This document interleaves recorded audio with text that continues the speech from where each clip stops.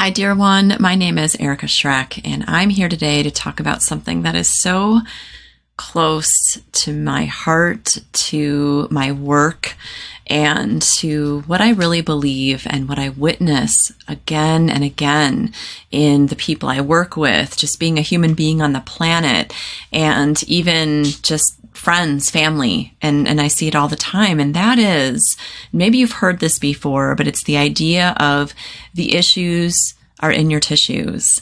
In other words, a lot of the unresolved things, traumas, experiences will settle into our bodies unless we do something about it. And there are ways to do something about it.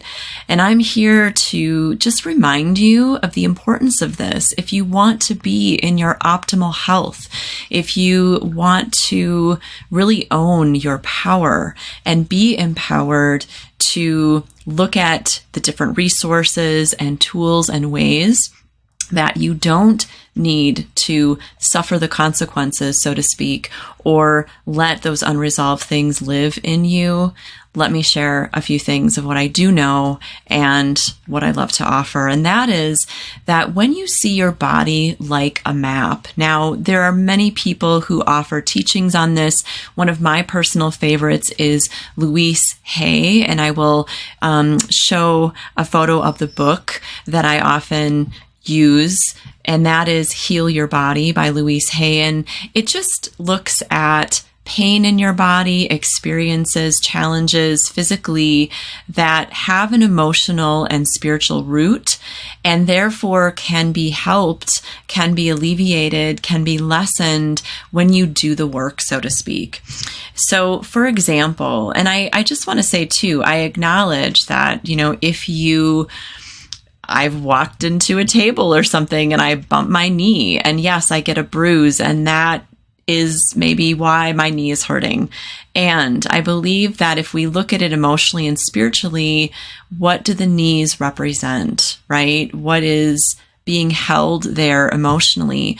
I often find, for example, that people sometimes who come to me for Reiki will say, gosh, I've tried everything for this. I've done acupuncture, I've done massage, and I'm doing, red light therapy.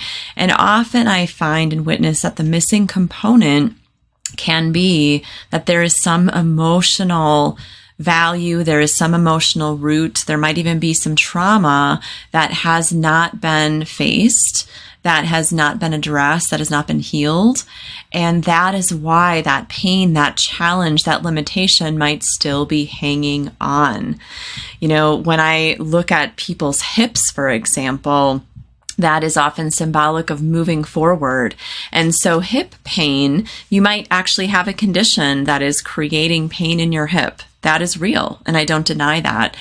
And when we look at our health on all levels, meaning physically, emotionally, spiritually, and mentally, and we mentally say, all right, hips, we're going to do this, we're going to heal, right? Even just having a different mental attitude. Emotionally look at what might be keeping you stuck, what is maybe feeling like it's limiting you from moving forward.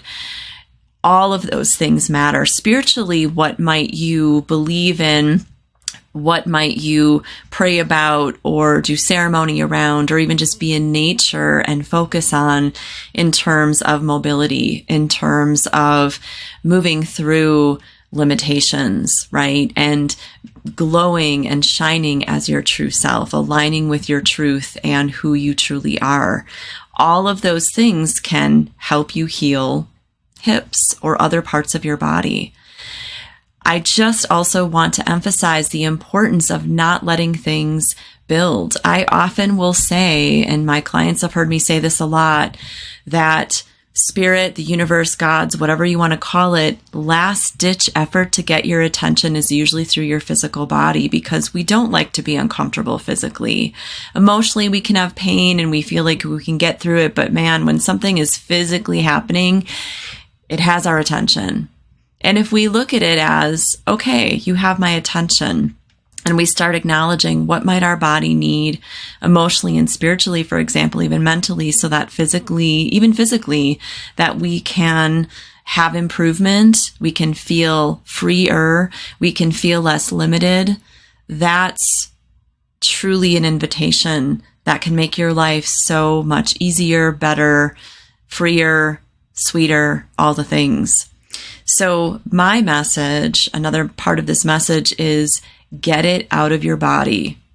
Get that out of your body, meaning maybe grief has collected, maybe that trauma, maybe the conversation you never had with a parent or, someone, even that coworker, has not happened, and it likes to build up in the body. It's undealt with emotions and things. Ways you can get it out of your body, so to speak, is intentionally saying, you don't live here anymore. That's one way. Other forms can be energy work, like Reiki, like, maybe an acupuncturist who also mines, the emotional value of what might be going on in your body. You can dance it out. You can cook it out. You can bake it out. You can walk it out. You can talk it out. Again, find your way, and then you will notice, again, more of the freedom, the lighter, brighter energy that you can create, because you're aware that anything we might be experiencing physically is often the result of, actual physical, biological reasons, and there is almost always an emotional component. And if you need some assistance working with this, getting more insight on what you might be experiencing, I would love to be a supporter. If anything, find your team and co-create and be willing perhaps to get that out of your body so you can be in even more and more aligned with optimal health on all levels. Blessings on your journey, dear one. And until next time, be well.